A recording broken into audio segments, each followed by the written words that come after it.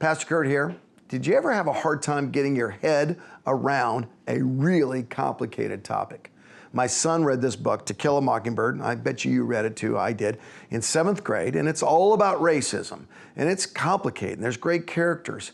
He just couldn't write the paper. I mean, half hour, 2 hours, he couldn't write anything down. I finally looked at him, I said, "What's going on here?" And he said, "Dad, all I can think of is one phrase, racism bad."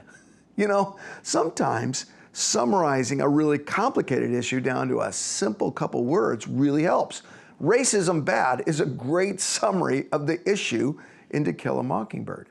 Marriages, relationships can be like that too, really complicated. In fact, guess what?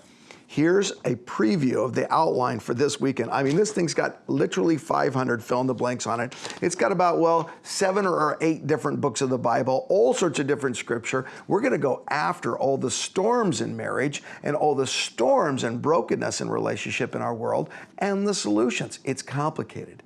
But I want you to do this. Before you come to church this weekend, I want you to get one simple phrase into your mind. Mutual submission. That's the secret. Sure, marriage is complicated, relationships are complicated, but mutual submission is the key to greater relationships.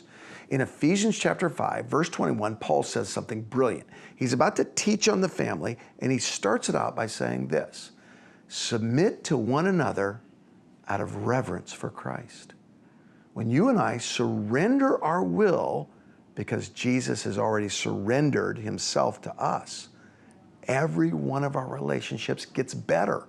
If your marriage is going great, when you submit your will to each other, it'll be even greater. And if your marriage is struggling, well, if you can find a way to mutually submit out of reverence for Christ, I guarantee there's not a single problem he can't solve. It's mutual submission, and it works. You want to find out how? Come to church this weekend. Fill in every one of these fill-ins. If you're single, you better take extra careful notes. And if you're married, I don't care where your marriage is, it's going to be a great weekend at Bayside. So bring someone to church, and I'll see you there. And by the way, share this video. Everyone could do better in their relationships, and every marriage could get better. So pass this on and get someone to church this weekend.